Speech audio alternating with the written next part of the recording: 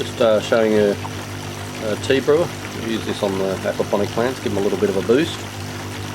A compost tea brewer, it's basically a little machine that makes a special kind of mix of bacteria and nutrients and stuff for the plants. It just gives them a bit of an extra boost. It can be used on any plants, not just hydroponic setups. But so basically the tea brewer, as you can see, it's got an air pump on the top here. It's just, cable tied to it, 60 or 70 litre a minute pump. That pump connects down to a valve at the bottom of this pipe. Now this pipe comes in to the bottom of the container. I'll lift this up in a minute and show you. And out and up. If I show you where it goes in the top. Because this thing, I just actually emptied a brew out of it. You can't really see what it's doing, but there's a massive whirlpool being formed inside there. So that's the pipe coming in from the outside, and it kicks off at an angle and basically swirls water around the top. And right at the bottom, it's like basically a plug and waste.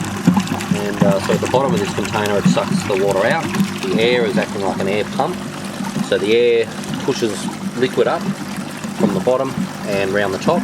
And this creates a big vortex. I'll move some of this crap, you might be able to see it.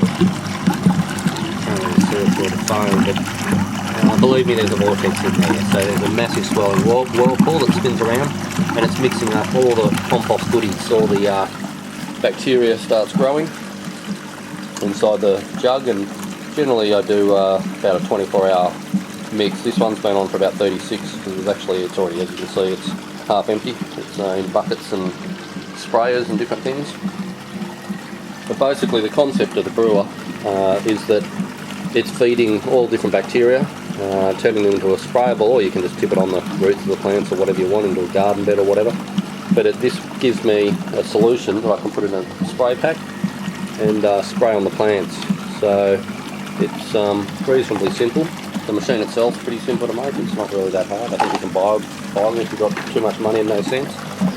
But basically worm farm. I just take a couple of scoops. There's a bit of a method to it all. But this is, say, a 25 litre drum. So 20 litres will be capacity when it's full because of the tubes that come in and out of it and whatever. So for that, I put in about 400 grams, which is about 2 of these kind of scoops from the worm farm, all the worm shit. And it doesn't matter if worms go in with it, it doesn't really matter. So 2 scoops into the 20 litres, about 400 grams. And then you get black scrap molasses, unsulphured molasses. You can buy it at health food shops or whatever, and buy it online or whatever. And I put about 100 grams, 100 mils of molasses in with this mix.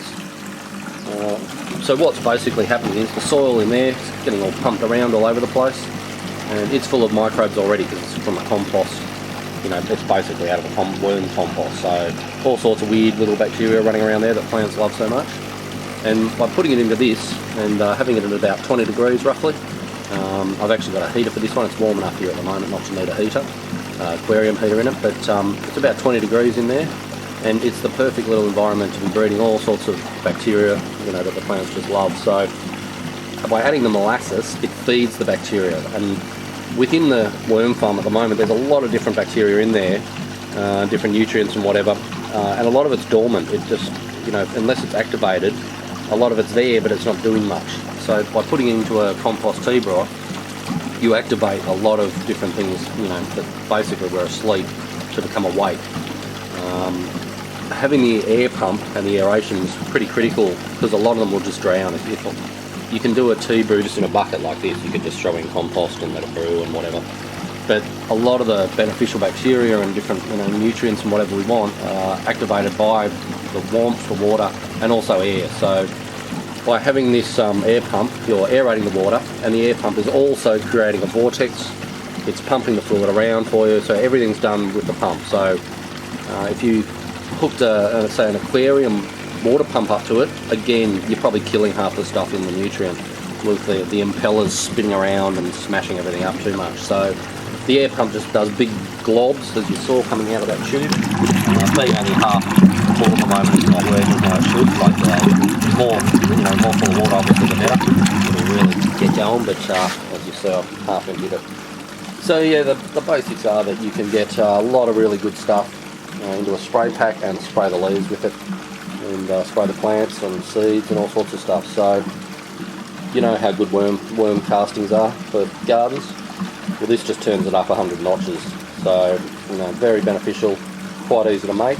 I'll give you a bit of a show just to how it kind of works. Now this brew has, like I said, it's been going for about 36 hours, so I'll just turn this one off. I don't need it brewing anymore. So now it's nice and quiet. So basically, I'll lift this thing up because it's only about half full. Oh, it's so bloody heavy. Oh god. And oh, bloody hell. We'll walk over to one of the veggie gardens and see all the aquaponic gardens everywhere.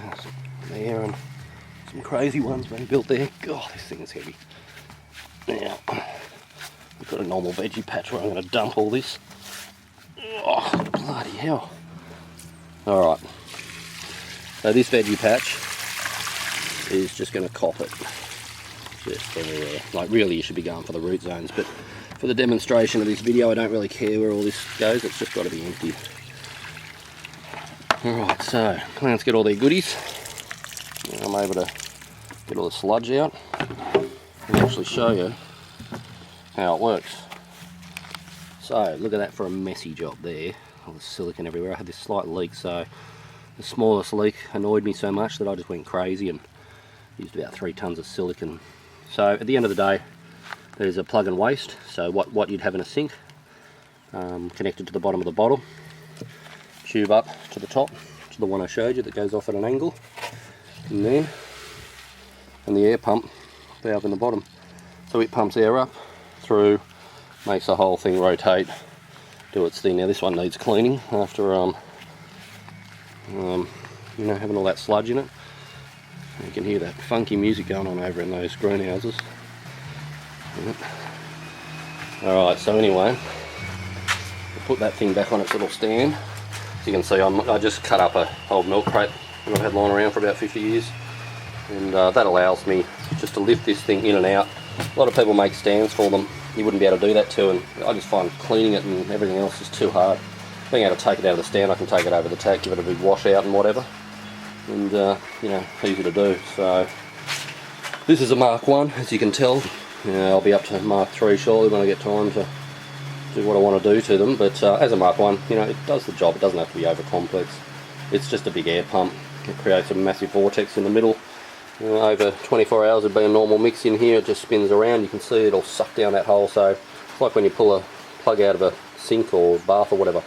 It'll do a massive spiral. So for 24 hours, that's what it does. I think the temperature's gonna get that right as well. You know, anything like 10 or 12 degrees, if it's ambient temperature outside, it's probably not warm enough to really get all the bacteria activated and doing their thing. So basically, we have our pump, and we spray it on the plants. I'll just show you what we do. I should have showed you when it had some in it. But basically, I get a bucket. I've got a little tap here. So I release the brew into the bucket. When it's coming out of the bucket, I use just a pretty, you know, random kitchen strainer. So all the gloop and goop and worms and crap that comes out with it goes through there, so it's roughly filtered. So into the bucket. There's one that I prepared earlier. So that's a rough filtered batch. Way too big of particles to go into a sprayer like this. This sprayer's only got about half it in it, which is all I need. So for that, I find one. This one I just used a minute ago. Once I've done the big strainer, then I use a paint strainer. Just go to a paint shop or whatever. Hardware shops don't seem to have these anymore. They reckon they're not popular enough, but it's a very, very fine mesh strainer. You can see it's shaped like a funnel, so you can just tip it through. Very fine mesh at the bottom there. It's just paper, but I've used this one a few times. You can just let them dry out, wash them and dry them out, and they'll be fine.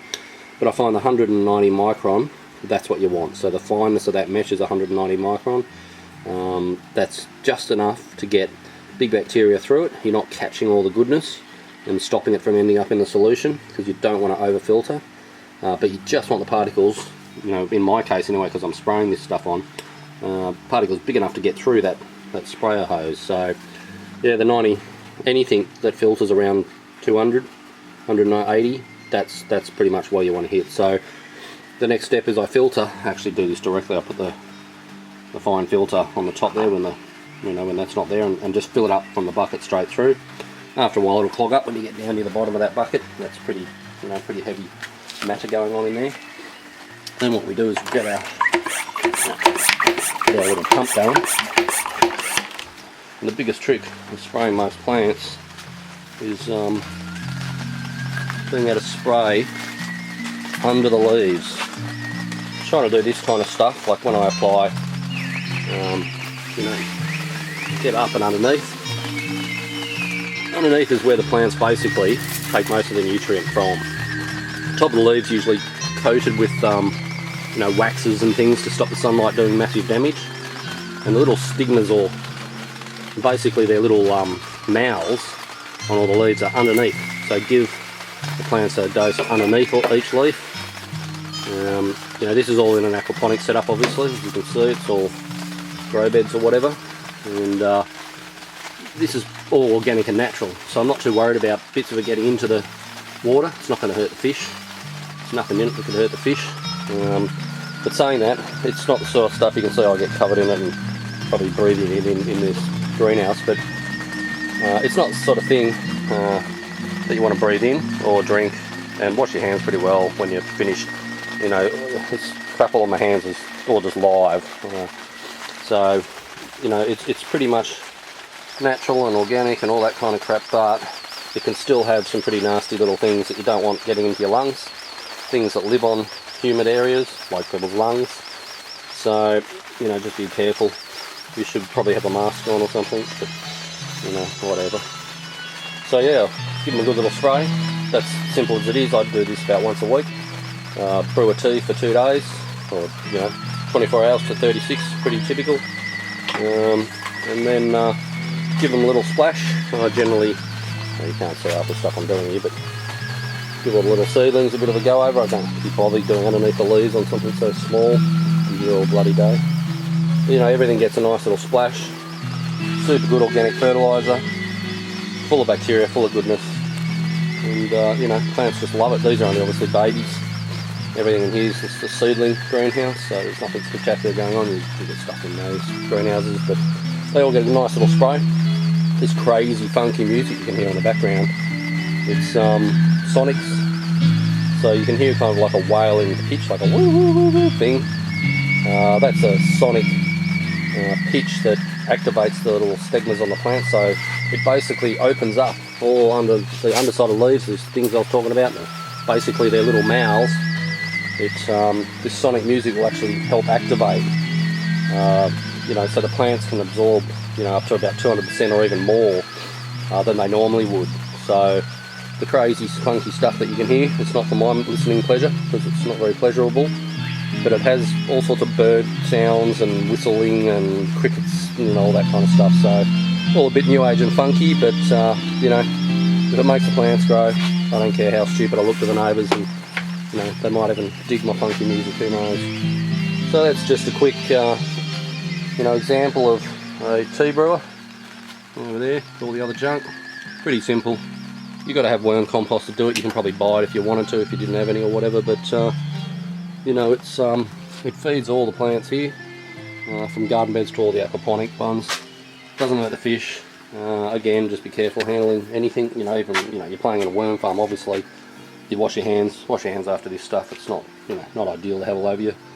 And because it'll take too long to fill this thing up and clean it, what I'll do in a minute and tack onto the bottom of this video is I'll clean this baby down and throw some just normal water in it, and show you how it actually works and the cyclonic vortex effect that it creates. This thing also speeds up dechlorinating water, so when you do a brew, you don't want chlorinated water in that. It's obviously going to kill all the bacteria, all the worms and everything. Chlorine's to kill bacteria, so we don't want any. But a tea brewer actually speeds up the whole process. So I basically fill this thing up and I turn it on and let it sit there for at least half a day, bubbling away. The more aeration goes into normal tap water, the faster it gets the chlorine out. It blows the chlorine off the water. So, pretty simple, very cheap to operate. It doesn't use much power. This one's 30 watts or whatever. I know it runs for 24 hours or whatever, and that makes enough brew for a week.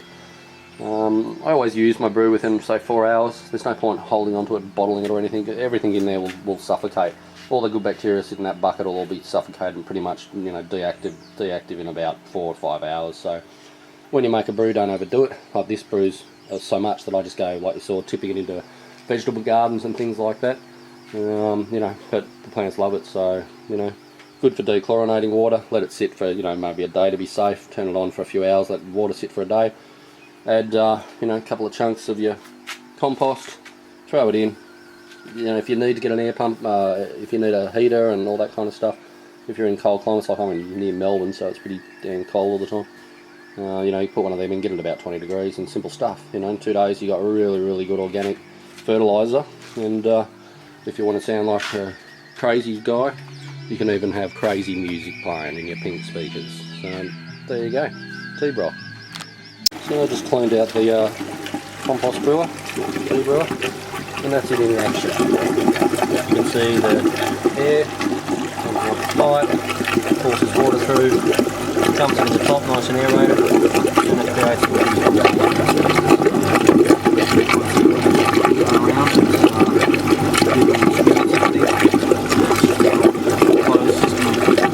cycle of aeration and mixing washing machine.